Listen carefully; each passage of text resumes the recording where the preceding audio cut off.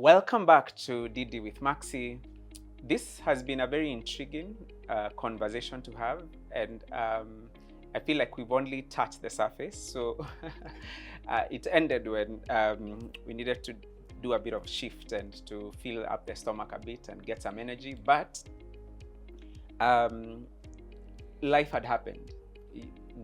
Accra had happened.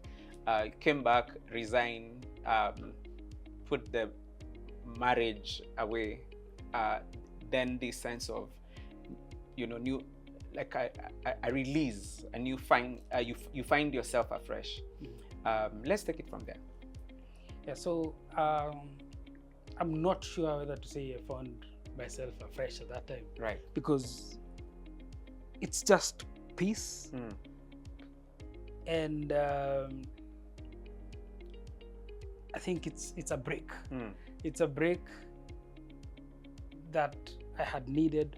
It was a break that I had needed for a very long time. And so being there, being broke, no lights, I think for some strange reason that became a very peaceful moment for me.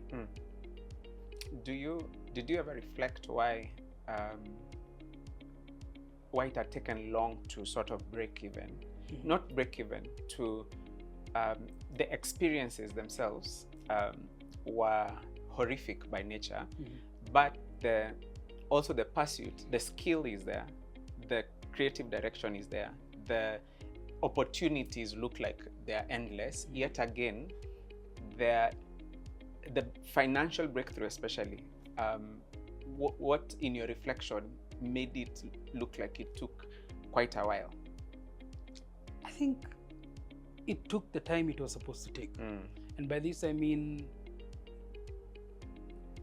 as you've seen, every experience I've gone through, it has been a unit of learning that I had to really go through, pass with flying colors, master it properly, swimming colors, whatever, but I had to go through it because it was a very unique lesson. I think the beautiful thing that I think came out of those ups and downs, I think it made me more connected to people. Yeah. My mom at one point, and I know sometimes she wouldn't remember this, but she used to say some people have the skill or the talent, and others have the money but no talent, and most of the time these two don't meet. But when they meet, it's explosive. And I think I was switching, like I had grown as a professional. I had built a career, but I don't think I had gotten an opportunity to enjoy the fruits of that career. And you know what happens when, for example, you get to that point of losing marriage and losing a job, is everything you have worked to get up to that point, you have to lose it again, and then you start afresh. And so when you're comparing yourself with your peers, for example, those are very different situations. They are not really your peers.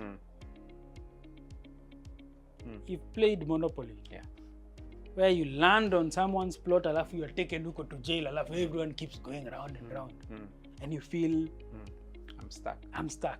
I think that's what happened. But it was for a reason. It was a lesson for the time. Because now I knew what kind of marriage I wanted. I knew what kind of job I wanted.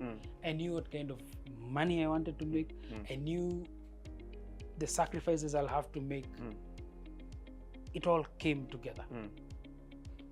And how I knew is because, again, I've always written down what I want. And I realized that I had slacked a bit on that. Going back to the lesson that you got much earlier in life, like from your mom, right? Exactly. So I went back to that. I started saying, now this is my ideal life. This is what I'm going to do by this time, whatnot. And I was like, okay, great. I'm psyched up. So let's start.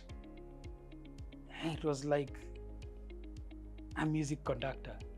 And the band is ready. Let's go. We go. And so I got this. How long is this sort of break for reflection? Must have been a couple of months. Oh, wow. Not maybe, because it at the time it felt very long. But now, looking back, I'm like, just in my timeline, it's just a small part. Small part. So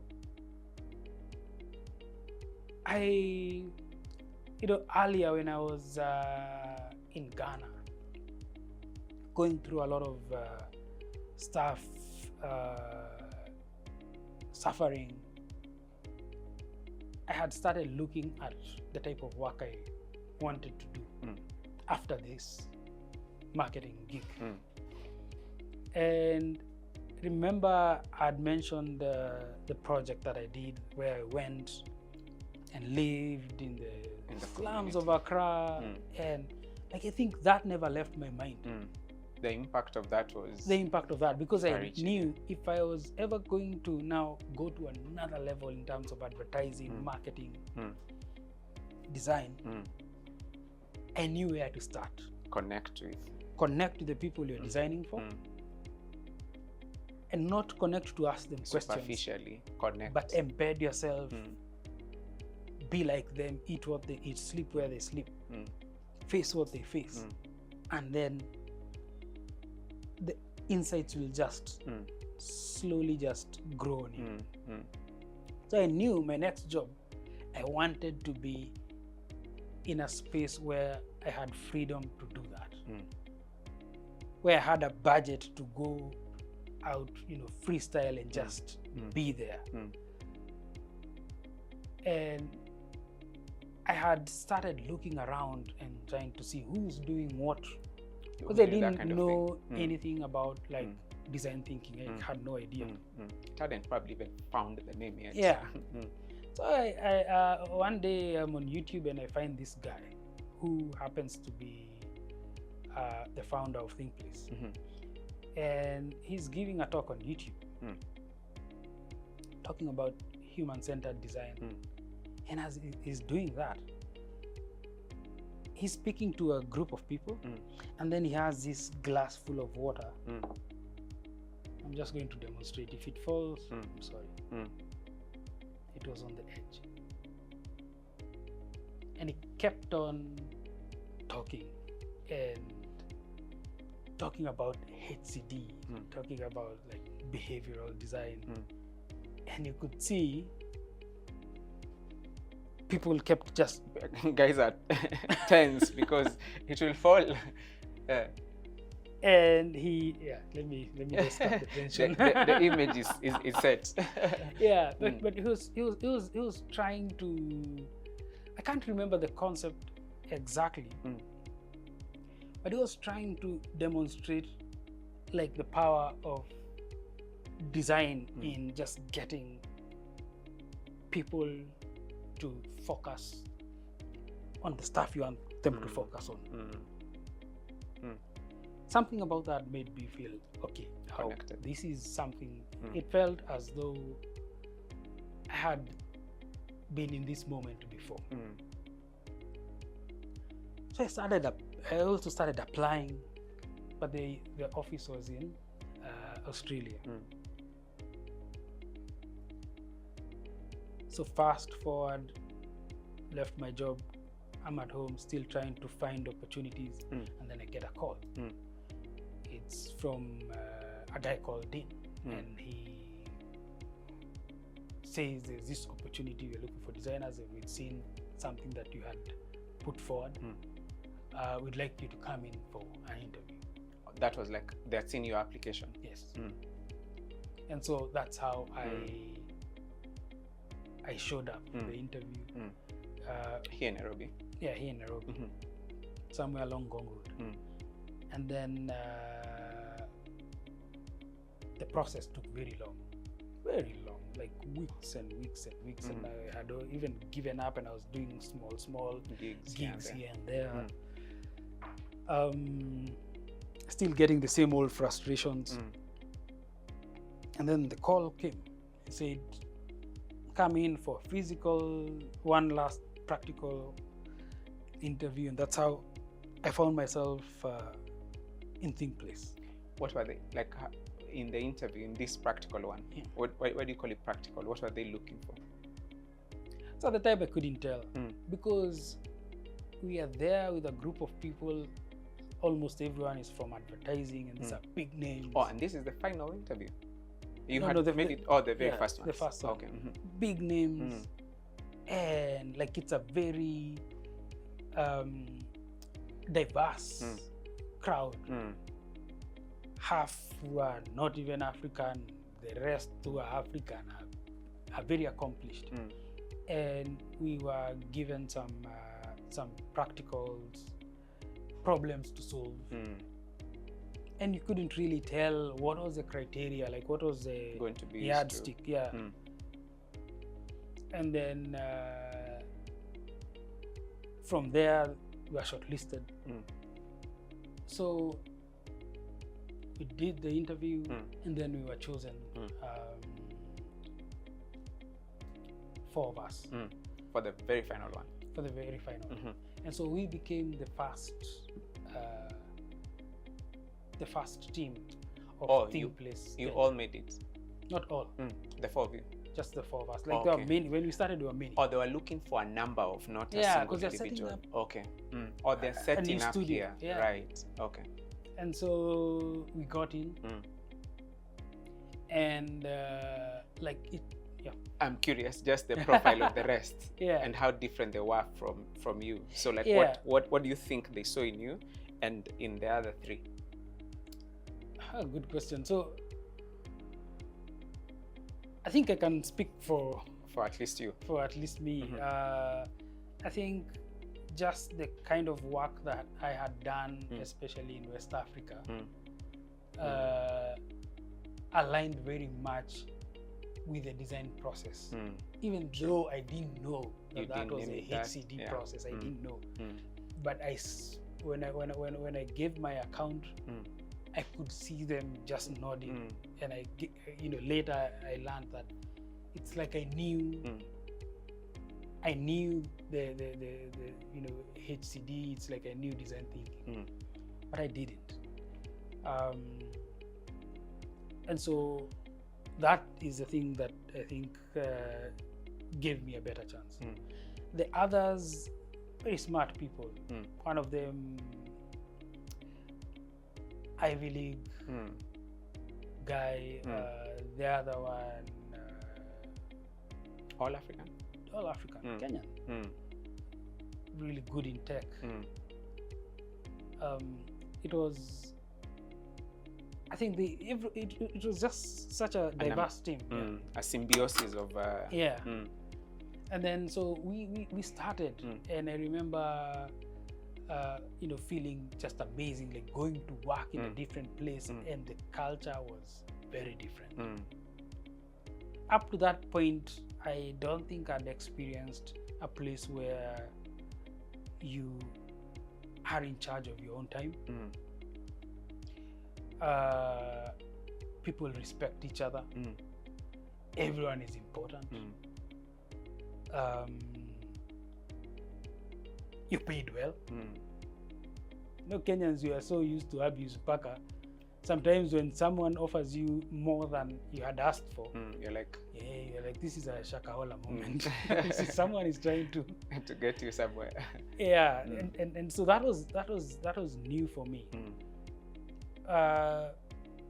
What was also new for me was that creative freedom, where anything you say someone else is listening. Like it's the best thing that they've ever had.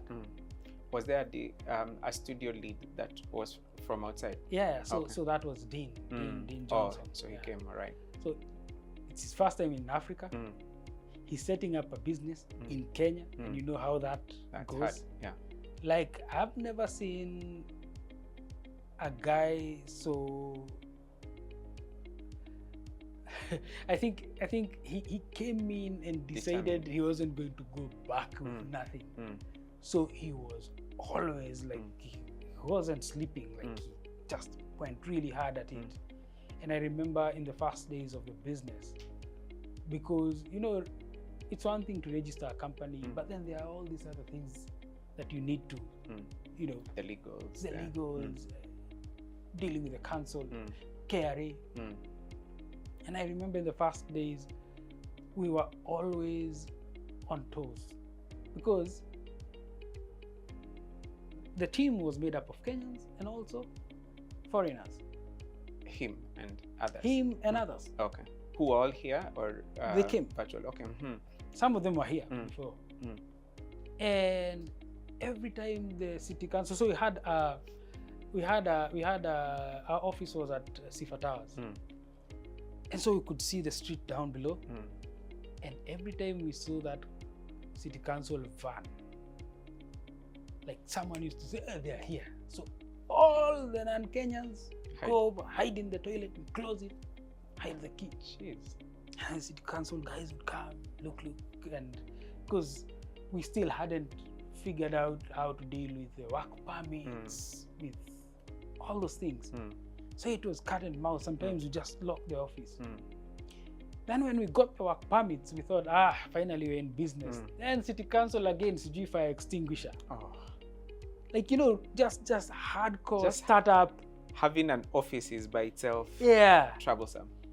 On this other side, we are also writing proposals, trying to win work. And so we get our first client, and it's a tough project. Dealing with at least sector. So HIV, right.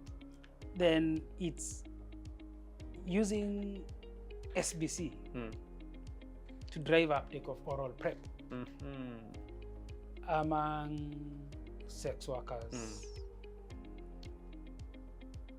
gay men, MSM and MSM, and injecting drug use. Discordant couples, adolescent girls and young women. And at first we were like, especially me as a marketer, I was like, easy, simple. Let's do this. And I think that's the first time I realized that design thinking is a beast.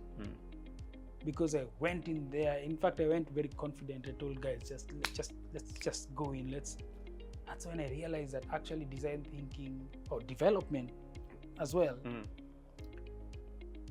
It's not just about getting the results. That you did something that people didn't understand, and suddenly everyone is on oral PrEP. People are taking oral PrEP like popcorn. Because the journey, the process matters a lot. How long was the assignment for? It was for 6 months. That's short. Very short. But for us, it's a job. That's and now we can pay our salaries, and you know, when you're in startup, you can't tell. You're just happy you have a contract. Sorry, I'm really curious now. 6 months, did you demonstrate the kind of results that were needed? So we went, did research, and we came up with insights, and we were so excited about the insights that we went to present to the donor. And I remember we walked into the room and there were like 40 people, donor, implementing partners. And I think we were too excited because to us, what we had learned in the research was just mind-blowing to us. So you walk in with energy, and we were so confident, and we were like, you know, TV presenters. Yeah. The moment I put a full stop, Dean takes over, and like, wow, and was quiet, and we thought, when people are quiet, scored. You scored. We finished our presentation. The silence went on until the partner who had managed the whole, process for recruiting suppliers, like us. She came to our side, and I remember her grabbing Dean by the shirt. And we went to the side, and she said, "This is the worst performance. I trusted you." Christ. Like, what was that? What was that? Please, I want you to go and stand there, in the middle of the room and apologize for wasting everyone's time. Oh my God. And we were bewildered. Like, what has just happened? And we went there and we had to do it. You had to apologize. Yeah, we had to apologize. But then we were wondering, like, what exactly? What's wrong? Where did we go wrong? And I remember after the meeting, we went downstairs to a restaurant, and we just sat there. Everyone had tears in their eyes. Like, what the hell? Like, this is our first job. And then we had to make a decision because we didn't know exactly what they were expecting. But then one thing we realized was we had done the research, but the findings were not what these guys expected. The interpretations of the finding or the actual findings? The findings and the interpretation. So they had a particular hypothesis at the beginning. Was it challenged by what you found? Yeah, so you see, when you've been in the industry for long, for example, in public health, there are things that you know. And also you can tell when it's an innovation, when it's not the usual, but then it won't be very far off from what you know. True. Now, here we are. We use different research methods. Largely immersion. We did the interviews and all that, but then after that, we went and just were there. And we got to talk to people who we would never have found if we used all these communities. Yeah. We got to spend time in places that a lot of people in development haven't spent. I was hanging out in a brothel, in a gay brothel. Never in my life had I even imagined that I would be in such a space, or that such a space exists in the first place, right in front of our eyes, in our country, in our city, in places you pass every day, but you will never know.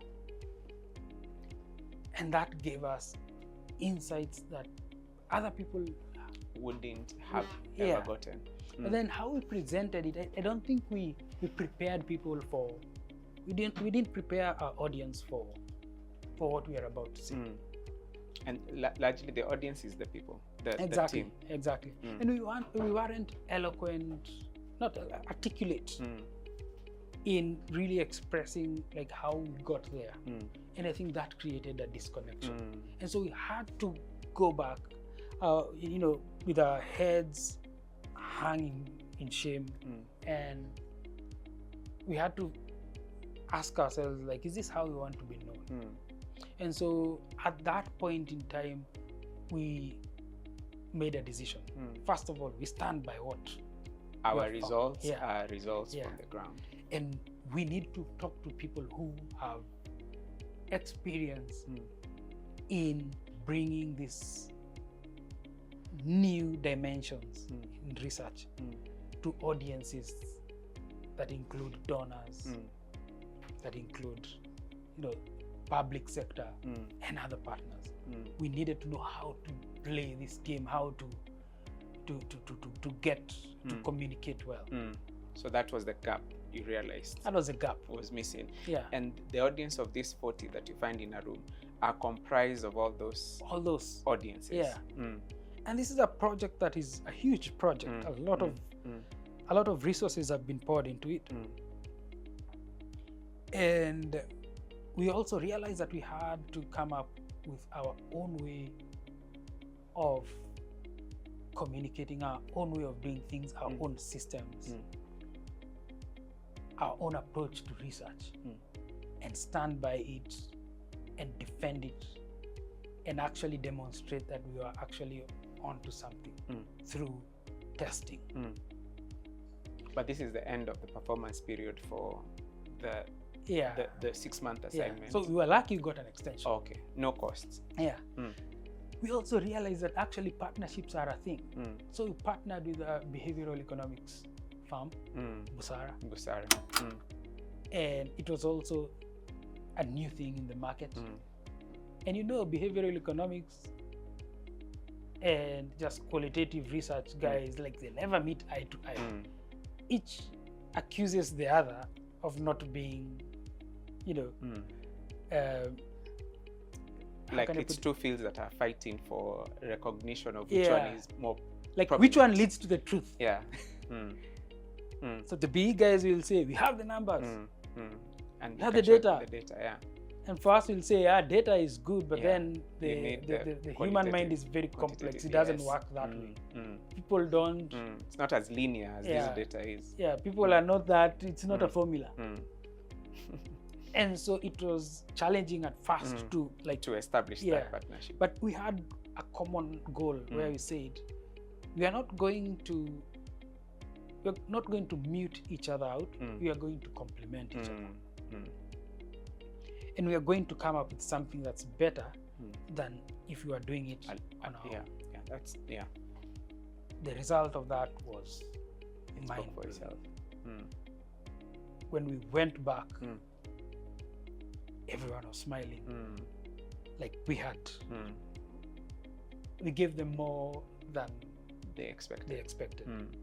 And that's now after how long of? I think into I need to another 6 months or 12.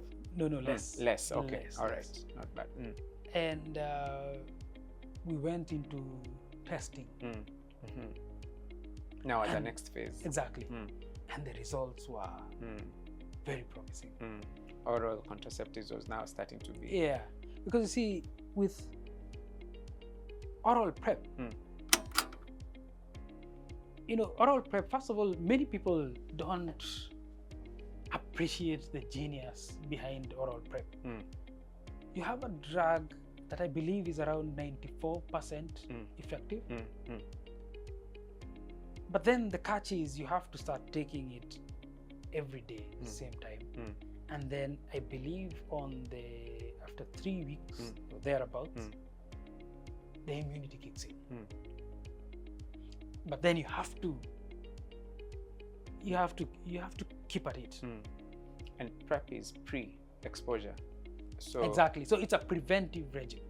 Yeah, but I think the question that Anjiko would ask is, so do I plan to have intercourse after 21, like after that extended period? So you see, that is one of the challenges we wanted to deal with. Those are some of the questions, some of the research questions. Exactly. Because you see, preventive regimens are like insurance. It's very difficult for people to see the value until something happens. In fact, with oral prep, it's even more difficult. Because even if you have been taking and it has saved you 10 times, you'll never know which time. Which instance. Yeah, which instance exposed you. Exactly. So it like uptake, driving uptake was a challenge. Again, like if you're given antibiotics and you're told take for 5 days before you travel. Yeah, how many people complete? No. Like, and now you have something you're telling someone to take long term every day and pill. And it looks exactly like ARVs. Yeah, it is. It is an ARV. Yeah, like so even like the stigma associated with that, you're like anyone seen. Yeah. And then there's also that fundamental question: how long should I take before I engage. Exactly. And there is not quite like a very clear answer to that. Exactly. And then how do you deal with all the misconceptions, the myths that surround oral prep? Yeah. And they can including be infertility, weight gain. There's just weight loss, weight gain, like too many. You could hear all these things. And so having an intervention or a solution that drives uptake is not like in marketing, where once you know, ukishashika line, run with it. This one you have got to keep testing and keep collecting data, and at some point maybe uptake will slow down, like adherence will slow down. You have to onboard, people are fresh. It's an ongoing thing, and so it's very complex. But what an assignment to begin with. Yeah. So for instance, one of the interesting things I learned just working in the sex work space, the assumption is sex workers are at high risk of contracting HIV and others. Yeah. And therefore, they are the ones we should target. They are the ones who now, if we take care of them, then everyone else akosawa. I think I was shocked when I realized that actually a lot of sex workers protect themselves. They know they're in a very hostile environment. They are prepared. It's their clients. It's their client. And then a lot of them have families, and they really, really love their families, such that they want to keep themselves safe and healthy to be able to take care of their families. Clients, however, those ones are the reckless ones.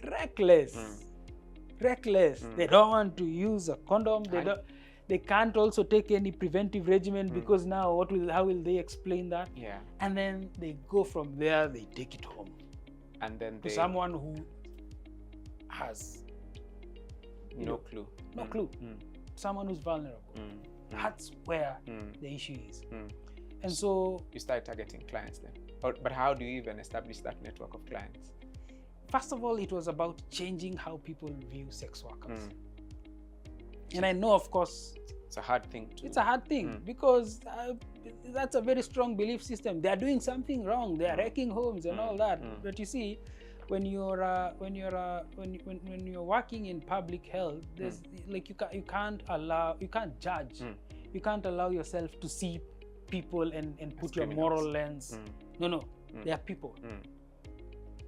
And these people are also in society, and they're interacting with what is the general population. The general population. And so by you, for example, having a law saying, okay, you're criminalizing them, well, it's good for PR. But that will not stop on the ground, people public health is still exactly. So when we said in one of our comms campaign that sex work from that. Sex work is real work. With the backlash, I can imagine. So did you put it out in a way that in billboards or no. Just again you put it in billboards, that suddenly you put a lot of people's lives in jeopardy. And the public discourse completely changes to morality. So BCC is like, you remember those AM radios za kitambo? Keep tuning until you get the right frequency. And suddenly everything is clear. It was the same thing. Kept tuning it until we found the medium, the channel, the audience. We were very sure of the audience that we wanted to speak to, and that's where we set and established. How was the communication campaign expressed? So it wasn't. So we had a couple of IC materials, but we tapped into the existing social setups where we had the influential voices in sex work, for instance, as they are going about their work in the evenings or at night, they would go and spread the word with their other colleagues. With their other colleagues. And that was more believable because it was coming from like the OGs of industry. The gatekeepers. The gatekeepers. Opinion leaders. And people who've been in sex work for a long time.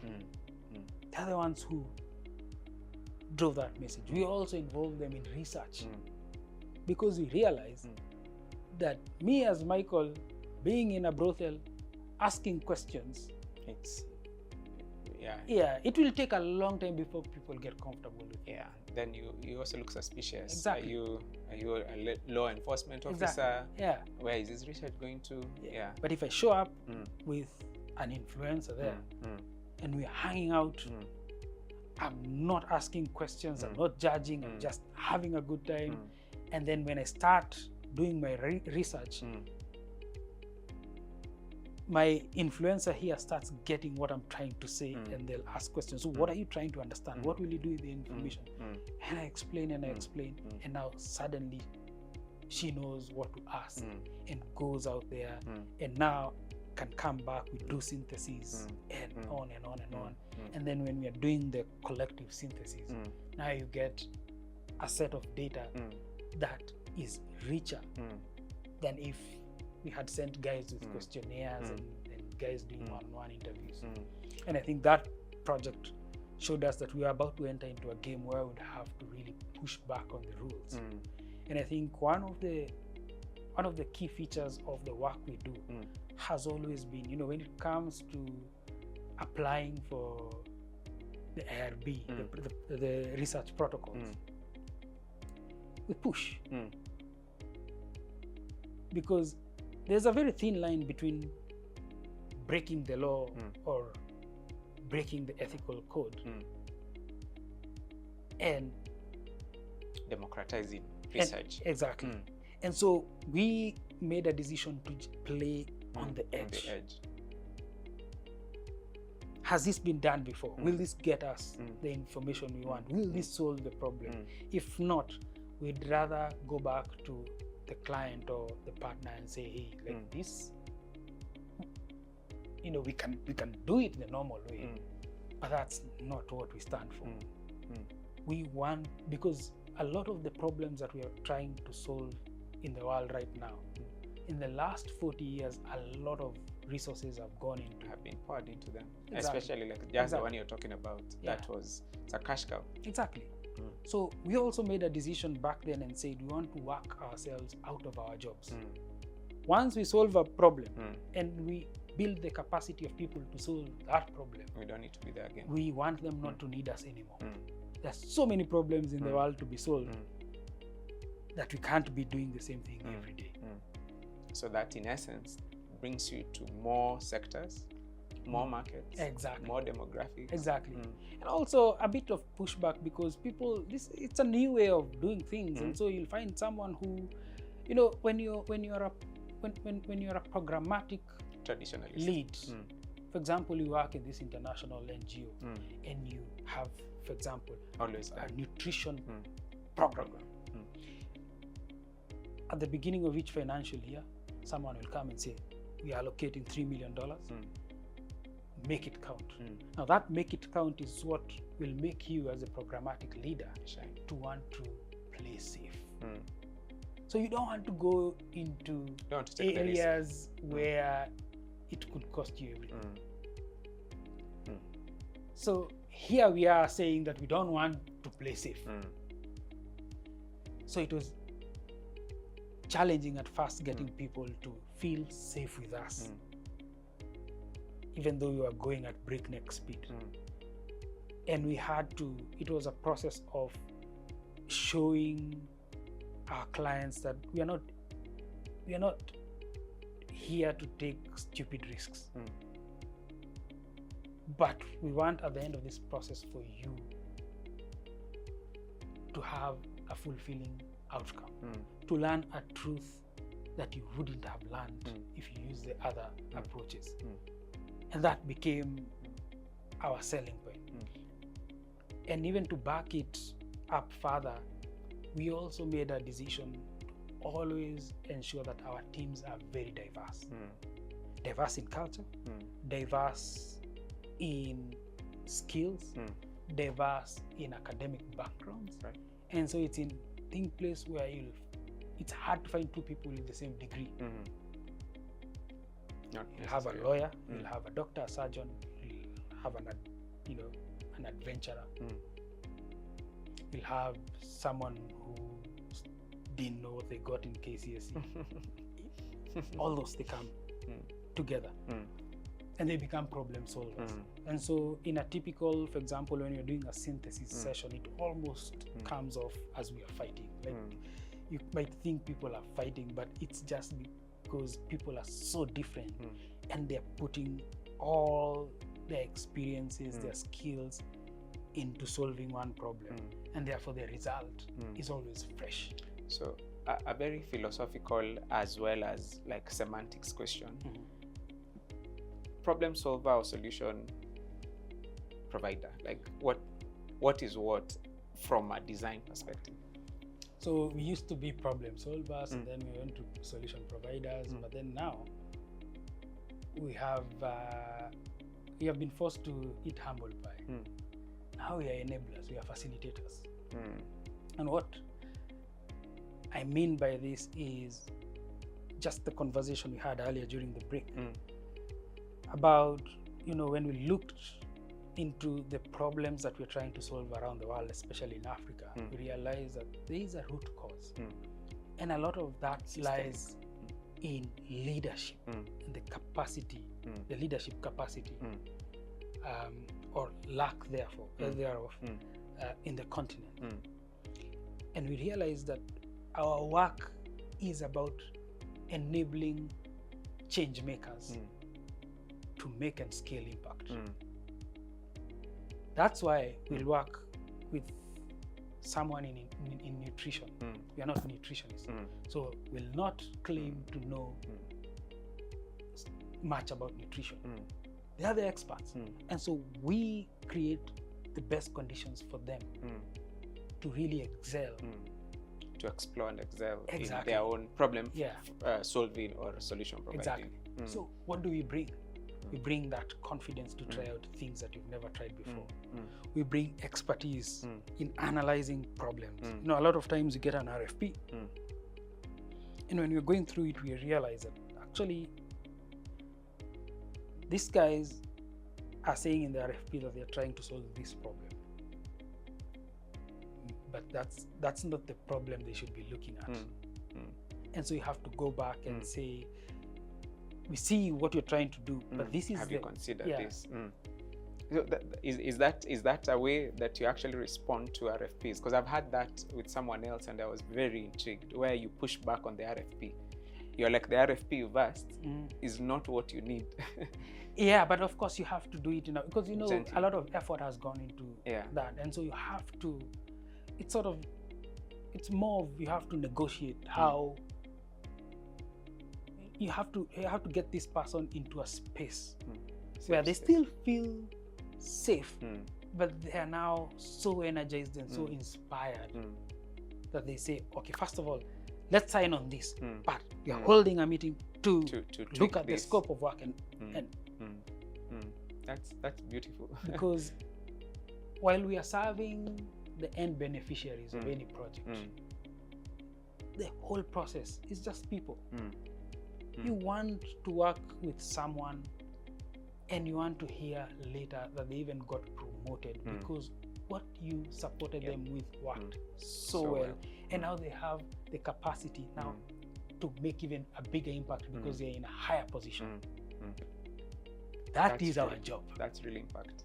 And so that is our job externally. Now my job internally is also the same. I'd like to tell people that my work enables a child somewhere to get the right nutrition, but I think that's Stretching far it. down. My job as a business leader is to ensure that I create a springboard for future leaders, people to get to places that I could never get to. And so my day-to-day is about finding out, like, what are your aspirations? What's on your vision board? What can I do to get you there? What kind of challenges do you want me to throw at you, so that you can show how good you are? What kind of training? What do you need? That's my job. That's the job of the leaders in my company. And now, speaking of leaders, so how long ago did you then start at Thinkplace? We didn't even get to the time. Okay, so I started, and then the journey there, because that has been that first project, though. I just stand in awe as to how you were also able just to reflect it back into future lessons, and how it morphed into something good. Was it the only project, that assignment that you were all like focused on, all four of you plus the rest? It was the only project for just a couple of months, and then we started getting other projects. Actually, between 2016 and 2018, I think we grew at 100% year on year. Oh wow! Like it was just a steep growth. Very encouraging to hear that. And I think I'd credit it to, Dean. Very, like, a person who just doesn't give up, and a person who will make himself at home wherever he is.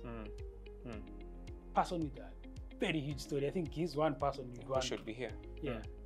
Very, very, very, very inspiring story. And then also a person who's very collaborative, caring, especially when it comes to the team. Always, like, it never felt like he was a boss. It was a new thing for everyone. But I think that is what made the business grow really, really fast. So that's 2016. And then we grow, the growth happens 100x. And then 2019, end of 2019, I remember I was in northern Nigeria, and had you started a studio elsewhere other than Nairobi? Was the first African studio? Still remains, or there is one now elsewhere? No. So we have Senegal now and Ethiopia. Oh, okay. Great. So I remember we had gone for a project in it was just busy season. All the teams were all over the world. I'm in Nigeria. I have this weird flu. And I keep telling myself it's the aircon at the hotel, because I'm wheezing. And it's Nigeria's air, sorry to say. But it's thick.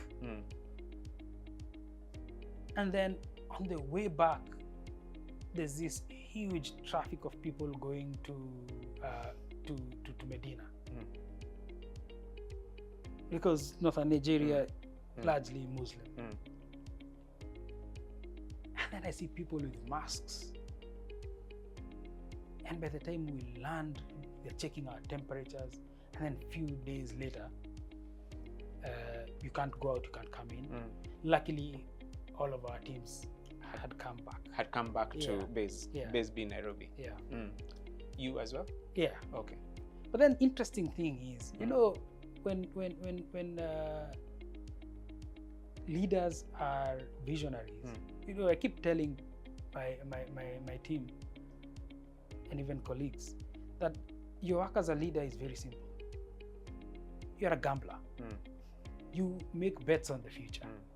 So and your work is always to look a couple of years ahead, forecast, and imagine how the world will be, and then put in place the right environment for how you need to be prepare there. Even in the Bible, Noah had to look stupid building the ark in the middle of nowhere. I don't think there was a lake up on here. So that's the leader. And I remember one of the things that we did before even COVID was we were always having this what we call design bombs, where everyone is working in the office, and then Dean comes in and says, everyone come gather around. There's this problem, how would you solve it? And it would be a fun moment. And one of the problems that we addressed before everything else is when Dean said, imagine there's a worldwide pandemic and everything is shut down. How would you run the business? And we did that as a design bomb. So when we heard that there was a pandemic and everything had been shut down, it's like we had the manuscript for how to go about. Like we were worried for the business, but it felt familiar. And so it marked a shift in the business because everyone now had to figure out a way to go back to their countries because no one knew how long it would last. So all our expatriate staff. And by that time, I think that you had grown quite significantly. Yeah, well, like we're same numbers we are right now, we're around 20, actually more than.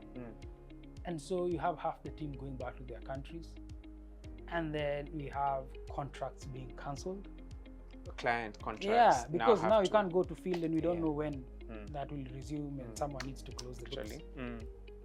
And so we also are looking at a situation where we have 3-4 months before everyone is out of a job, because in consulting, you work every minute because you sell time. So if you're not working, it shows up on the P&L. The balance, the books don't. The books won't balance. Basically. No cash flow, nothing. So we realized that now we had to make serious decisions. But at the same time, just before they left, so I'd been made managing director of the studio, Kenya studio. But then, because it was a lot to take on, they also got me a core lead. Oh, like the core leadership model. Imagine 2 MDs,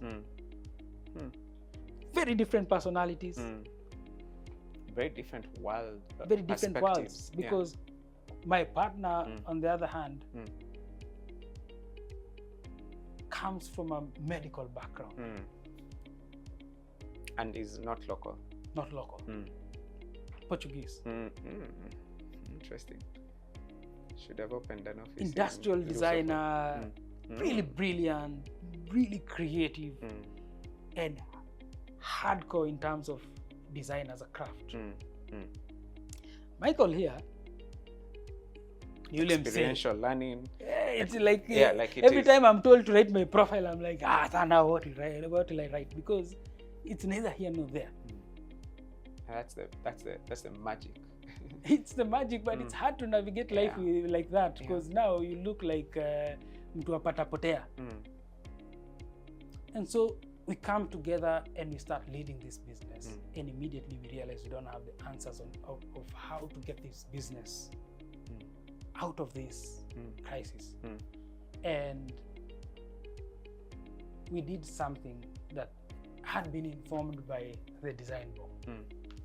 I called the team together and we told them, now we are looking at a problem. This business might not be there tomorrow, and we want everyone to come in and think like the owner of this business and give solutions. And we won't judge, we won't be biased, we'll try them out. And so we divided the team into what we called tiger teams. And each team was to think about how do you ensure that the business survives, that we don't fire people, that we don't lose our clients, and that we are here 10 years from now.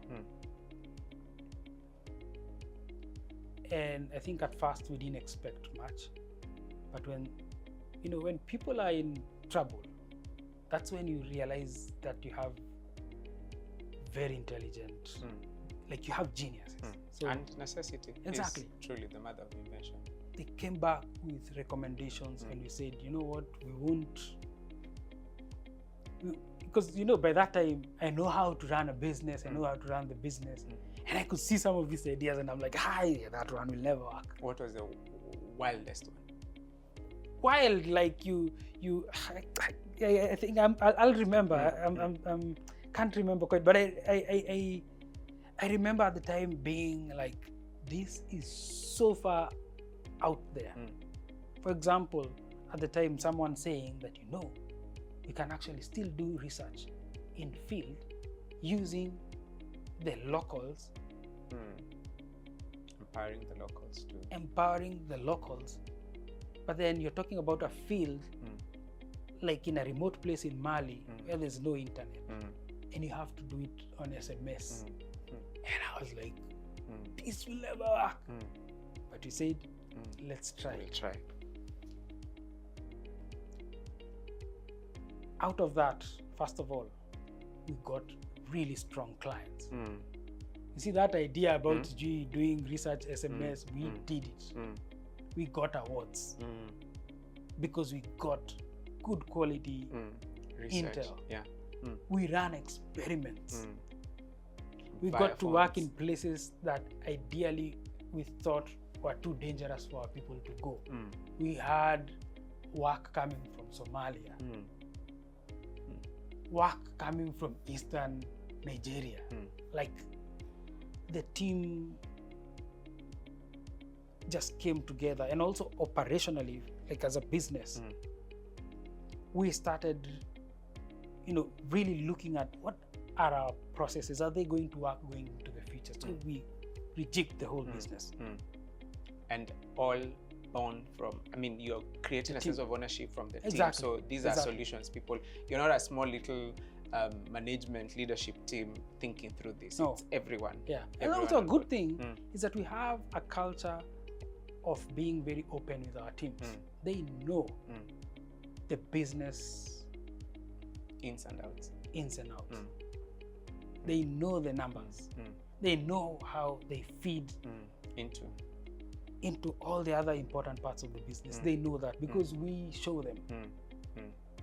And so now they knew, each team knew what part of the business they were targeting. We never fired anyone. Salaries never went down. We broke even on the worst during the pandemic, 2020. And the next year, we became profitable. We won bigger contracts, while other consultancies are going under. And it was interesting because as leaders of the business, it was less stressful for us because it was shared. And we also got to see other leaders coming up, and we marked them. We knew that these is the next. These are our people for the future. Exactly. And now, they're there. And that taught me another thing, that, when you become a leader, you think that you should know everything. You think that since everyone is looking at you, you should behave in a certain way. You should speak in a certain way. You should inspire confidence in a certain way. But I think the biggest game changer is usually, like, you're dealing with adults. You're dealing with intelligent people. That's why you hired them. Let them do their work. Give them space to solve problems. Because that is the thing that ensures that everyone is invested. So we never lost anyone. The business took off. And then also we realized, like, the dual leadership thing, I think we to be honest, like, we have very different personalities, and therefore we clashed a lot. It even became a thing, mom and dad are fighting. Because we used to, when we are both passionate people, so we used to fight, like, because Anna, her name is Anna. Anna, brilliant, like, she's a genius. And then also, like, very strong on design as a craft. Myself, I love business. Like I that's the thing that makes me really come alive. And I would sit there and feel like, oh, I'm running this business alone. And should be on the other side thinking, this guy doesn't even know what approach you're using for this project. Like this guy is a fraud. And we kept on fighting. And by the time we knew it, we had come up with a way of working together, and we were speaking to different parts of the business, and it made it so powerful. Do you guys go through coaching? I just wonder, because I think co-leadership is a fantastic model, though it seems like it does have quite a lot of challenges. Yeah. And I think, in one of my favorite music groups, Sauti Sol, they were like, because we're all business owners, all four of us, we have to regularly go through coaching and and counseling, and we all see a shrink to be shrinked to size. Our manager is like, you all have to speak on the same. Was there any support from the organization for you, or did you just have to fight it out? Well, of course we were supported by the board, but I think we had to learn the hard way, because everyone had their own style, and we have very different personalities. And despite us trying to talk to people, it's a new thing. Not many people have been in dual leadership. And I remember at some point, just like with the other stages of my life, I started getting bored, and I would come to work. In fact, I stopped going to work. I started working from home because everyone was working from home. And I just immersed myself. And by that time, I had a family, which I'm going to talk about. But, and I started feeling very inadequate, because here I am. I always wanted to lead. I'm leading. But then, what is this? What is this COVID nonsense? Why? I thought I would ease into something and do amazing stuff, but now the books are all over the place. We are fighting so hard to retain clients, to onboard new clients. I think a couple of things are happening. So based on my how CK inspired me, I think from that time I had always said that I will go back to school to do something. I didn't know what. And so every year I used to apply to different schools. But I always set my mind that if I go to school, because I don't like school, if I go back to school, it has to be the best.